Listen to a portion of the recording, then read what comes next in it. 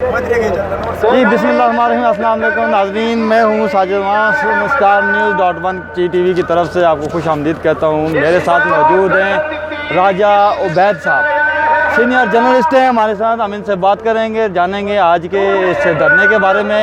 हम जानेंगे जो मौलाना फजल रहमान साहब का जो धरना है, इसने मौलाना फजल रहमान साहब ने जो हुकूमत को अल्टीमेटम दिया है, उससे आगे का जो हालात हैं उनके बारे में हम जानेंगे। इंशाल्लाह हम बात करेंगे। राय साहब, मुझे ये बताइएगा, जो आप यहाँ पे यहाँ की सूरत हाल देखिए आपने, मौलाना फजल रहमान साहब ने बड़ा क्राउड लेके आए हैं यहाँ पे, फिर मुस्लिम लीग नून की भी उनको सपोर्ट है और पीपल्स पार्टी की भी सपोर्ट है, बाकी भी जमातों की उनको सपोर्ट है। क्या कहते हैं, किस हद तक मौलाना साहब कामयाब हो जाएंगे?